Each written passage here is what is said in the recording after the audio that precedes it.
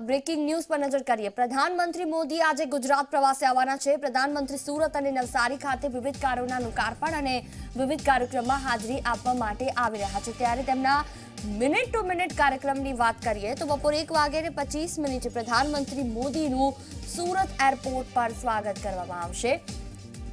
1:30 તેઓ એરપોર્ટના ટર્મિનલ ભવનના વિસ્તરણનું ખાતમુહૂર્ત કરશે। આ સાથે સુરતથી શારજહાની ફ્લાઇટનો પ્રારંભ કરાવશે। ત્યારબાદ સુરત મહાનગરપાલિકાના વિવિધ વિકાસ કામોનું પણ લોકાર્પણ અને ખાતમુહૂર્ત કરશે। બપોરે 2:50 તેઓ રામપુરા પહોંચશે, જ્યાં વિનસ હોસ્પિટલનું લોકાર્પણ કરશે। હોસ્પિટલના લોકાર્પણ બાદ પીએમ મોદી 4:30 વાગે દાંડી પહોંચશે, જ્યાં પ્રાર્થના મંદિરમાં મહાત્મા ગાંધીજીની પ્રતિમાને પુષ્પાંજલિ અર્પણ કરશે। પુષ્પાંજલિ અર્પણ કર્યા બાદ રાષ્ટ્રીય નમક સત્યાગ્રહ સ્મારકનું ઉદ્ઘાટન કરશે અને ત્યારબાદ સમર્પણ આશ્રમ રોડ પર જાહેર સભામાં લોકોને સંબોધિત કરશે। સાંજે 6:40 પ્રધાનમંત્રી ફરી સુરત આવશે, જ્યાં ઇન્ડોર સ્ટેડિયમમાં ન્યૂ ઇન્ડિયા યુથ કોન્ક્લેવમાં પ્રોફેશનલ્સ સાથે સંવાદ કરશે। જે બાદ 7:50 સુરત એરપોર્ટ પર પહોંચશે અને ફ્લાઇટમાં રવાના થશે।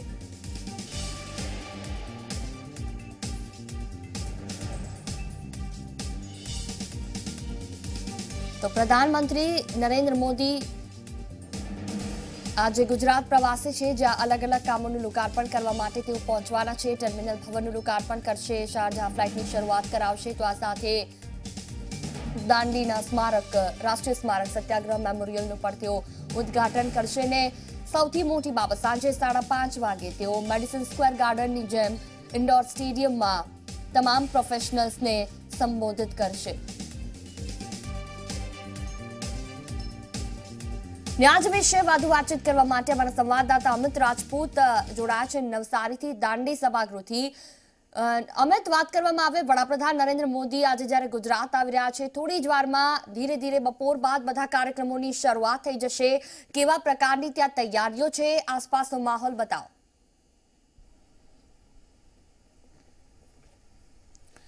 बिल्कुल तीजू जी, जे बात करिए वडाप्रधान नरेंद्र मोदी आगमननी ने वडाप्रधान जयरे फरीथी एक वखत जयरे गुजरात आवी रह्या छे ने सौथी महत्वनी जे बात छे कि एक राष्ट्रीय नमक सत्याग्रह स्मारक जे छे ते आजे राष्ट्रने अर्पण करवाना छे।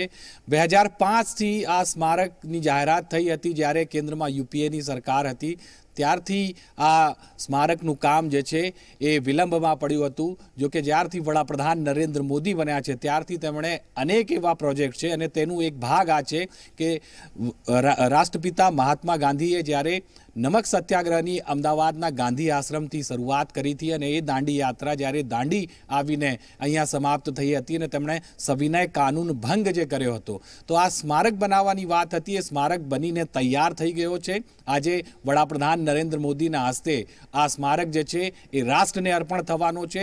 આશરે 100 કરોડથી વધુનો ખર્ચ જે છે આ પ્રોજેક્ટ પાછળ કરવામાં આવ્યો છે અને આ સ્મારકની અંદર વિશેષતા એ છે કે આ સ્મારકની અંદર એક મીઠા પાણીનો સરોવર છે, રાષ્ટ્રપિતા બાપુની પ્રતિમા છે, એક ક્રિસ્ટલ જે છે એ લેઝર લાઇટનો ક્રિસ્ટલ જે છે સ્થાપિત કરવામાં આવ્યો છે, તેની સાથે સોલાર પેનલ જે છે એ સોલાર પેનલ જે છે તેનાથી જે વીજળીનું ઉત્પાદન થશે તે સ્મારકમાં તેનો ઉપયોગ કરવામાં આવશે।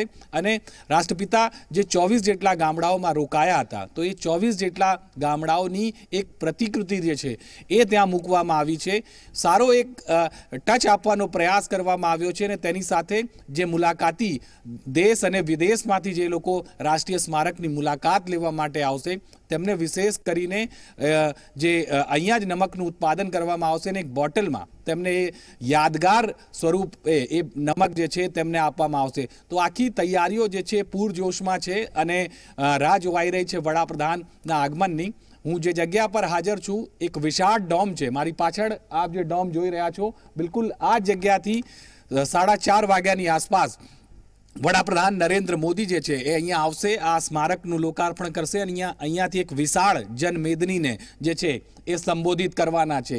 આખું મંચ જે છે તૈયાર છે, સુરક્ષા વ્યવસ્થા જે છે એ ગોઠવી દેવામાં આવી છે અને આ જગ્યા ઉપરથી રાષ્ટ્રપિતાને એક રાષ્ટ્રાંજલિની હું વાત કરું, રાષ્ટ્રાંજલિ જે છે એ વડાપ્રધાન નરેન્દ્ર મોદી આજે અહીંયા આપવાના છે. અમારા સ્થાનિક સંવાદદાતા સ્નેહલ પણ છે, એમની સાથે અમે વાત કરીશું. સ્નેહલ, બીજી કઈ ખાસિયતો છે અહીંયા અને આ સ્મારકની સાથે શું શું અન્ય વડાપ્રધાન નરેન્દ્ર મોદીનો અહીંયા કાર્યક્રમ રહેશે?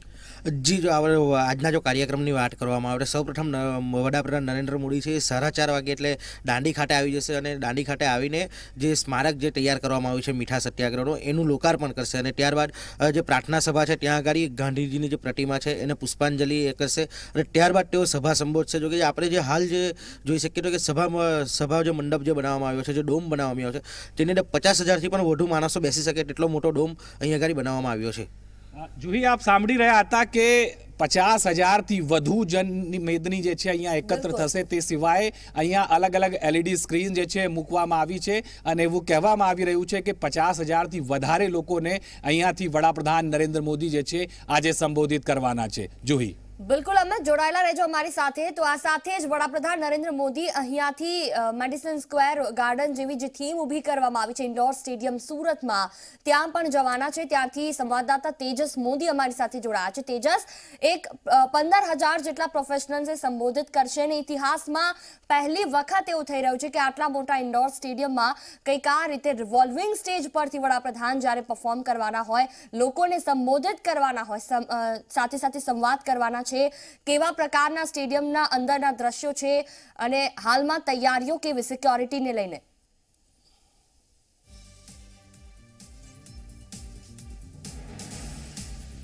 જુહી, સુરતના ઇન્ડોર સ્ટેડિયમમાં તૈયારીઓ પૂર્ણ થઈ ગઈ છે. એક્સક્લુઝિવ દ્રશ્યો G24 કલાક પર આપ જોઈ રહ્યા છો. જે પ્રકારે આ સ્ટેજ બનાવવામાં આવ્યું છે, રિવોલ્વિંગ સ્ટેજ છે, ન્યૂ ઇન્ડિયા કોન્સેપ્ટ પર જે રીતે પ્રધાનમંત્રી આગળ વધી રહ્યા છે તેને ધ્યાનમાં લઈને આખું સ્ટેજ બનાવવામાં આવ્યું છે. મેડિસન સ્ક્વેર જે અમેરિકામાં છે તેની અંદર જે થીમ હોય છે તે પ્રકારની થીમ આપવાનો પ્રયાસ કરવામાં આવ્યો છે.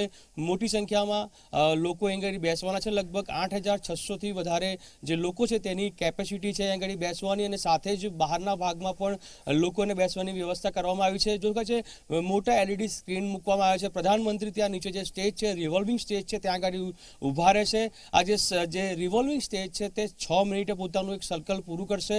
જે પણ પ્રધાનમંત્રી વાત કરશે તે ઉપર લગાવેલી જે LED સ્ક્રીન છે, મોટી સ્ક્રીન મૂકવામાં આવી છે. 4 સ્ક્રીન 4 બાજુ મૂકવામાં આવી છે અને એક રાઉન્ડ સ્ક્રીન મૂકવામાં આવી છે. આ સ્ક્રીન પર પ્રધાનમંત્રી દેખાશે, એમની વાતો સંભળાશે. ખૂબ જબરજસ્ત તૈયારીઓ કરવામાં આવી છે. હું કેમેરામેન રાકેશ ગિરાસીને કહીશ કે આપને સ્ટેડિયમની અંદરનો પણ નજારો બતાવે. જે પ્રકારે આખી સિટિંગ કેપેસિટી છે, જો સુરતનું ઇન્ડોર સ્ટેડિયમ છે તે સ્પોર્ટ્સ કોમ્પ્લેક્સ છે અને આ સ્પોર્ટ્સ કોમ્પ્લેક્સની અંદર આટલી મોટી ઇવેન્ટ થવા જઈ રહી છે જે ગુજરાતના અને ભારતના ઇતિહાસમાં એટલા માટે મહત્વની છે કે એક સાથે આટલી મોટી સંખ્યામાં પ્રોફેશનલ જોડે અત્યાર સુધી ક્યારેય પ્રધાનમંત્રીની ઇન્ટરેક્શન નથી કર્યું, વાતચીત નથી કરી, સંવાદ નથી કર્યો. ન્યૂ ઇન્ડિયા જે થીમ છે તેના ઉપર પ્રધાનમંત્રી આજે પોતાનો સંવાદ કરવાના છે, પોતાની વાતચીત કરવાના છે. જે લોકો અહીં કરી પ્રોફેશનલ આવવાના છે, પ્રોફેશનલો પણ પોતાનો સવાલ પ્રધાનમંત્રીને પૂછ્યો છે. એટલે ખૂબ જબરદસ્ત તૈયારીઓ કરવામાં આવી છે. આખરી ફાઇનલ જે ટચ તે આપી દેવામાં આવ્યો છે. સૌથી મોટી ખાસિયત આ કાર્યક્રમની એ રહેશે કે જે પ્રધાનમંત્રી રિવોલ્વિંગ સ્ટેજ ઉપરથી પોતાની વાત કહેવા જઈ રહ્યા છે. સ્ટેજ છે તે પણ આપણે બતાવવાનો પ્રયાસ કરીશ કે અદ્ભુત તૈયારીઓ કરવામાં આવી છે. પ્રધાનમંત્રી જે સામેનો જે સ્ટેજ છે તેના ઉપર ઊભા રહેશે. આ જે સ્ટેજ છે તે મેડિસન સ્ક્વેરમાં જે પ્રકારે હોય છે તે પ્રકારની થીમનો છે. સ્ટેજની અંદરનો ભાગ 6 મિનિટનું એક આખું સર્કલ છે. એટલે પ્રધાનમંત્રીનો ચહેરો, પ્રધાનમંત્રીની વાત દરેકને સંભળાય, દરેક પ્રધાનમંત્રીને જોઈ શકે એ પ્રકારે આખું સ્ટેજ બનાવવામાં આવ્યો છે.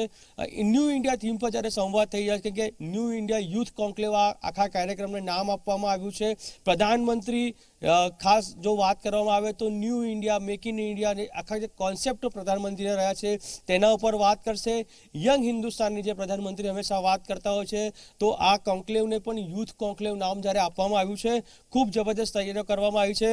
પહેલી વખત દેશમાં આ પ્રકારે પ્રધાનમંત્રીનો કાર્યક્રમ થવા જઈ રહ્યો છે. પણ 15,000 જેટલા પ્રોફેશનલ સાથે આ કાર્યક્રમ થવા જઈ રહ્યો છે. અહીં અંદરની જે કેપેસિટી તે ઉપરાંત પણ બહારના ભાગમાં એક ડોમ બનાવવામાં આવ્યો છે. ત્યાં પણ લોકો પ્રધાનમંત્રીને જોઈ શકશે, સાંભળી શકશે. જ્યાં સુધી સુરક્ષાની વાતચીત છે તો SPG સુરક્ષા પ્રધાનમંત્રીને મળેલી હોવાથી પ્રધાનમંત્રી અને જે સુરક્ષા છે તે ચાક ચોબંધ કરી દેવામાં આવી છે. ચારે બાજુ પોલીસ બંદોબસ્ત ગોઠવી દેવામાં આવ્યો છે. હજુ સૌથી મહત્વની વાત છે કે સુરતમાં પ્રધાનમંત્રીના આજે 3 કાર્યક્રમ છે. સૌથી પહેલો કાર્યક્રમ છે ઇન્ટરનેશનલ એરપોર્ટનું જે ટર્મિનલનું વિસ્તરણ છે તેનો શિલાન્યાસ કરવા જઈ રહ્યા છે. ત્યારબાદ મહાનગરપાલિકાના 1000 કરોડના જે કામો છે તેના લોકાર્પણ, શિલાન્યાસ અને તેના ઉદ્ઘાટનના કામો કરવા જઈ રહ્યા છે. આ ઉપરાંત એક હોસ્પિટલનું ઉદ્ઘાટન પ્રધાનમંત્રી કરશે. ત્યારબાદ દાંડી જશે ને દાંડીથી પછી સાંજે લગભગ 6:10 વાગે આ કાર્યક્રમ શરૂ થશે. જે 7:10 એટલે 1 કલાક સુધી પ્રધાનમંત્રી ટેકનોક્રેટ છે, પ્રોફેશનલ છે, વકીલો છે, ડોક્ટરો છે, આ તમામ લોકો સાથે ચર્ચા કરશે. જી જોઈએ.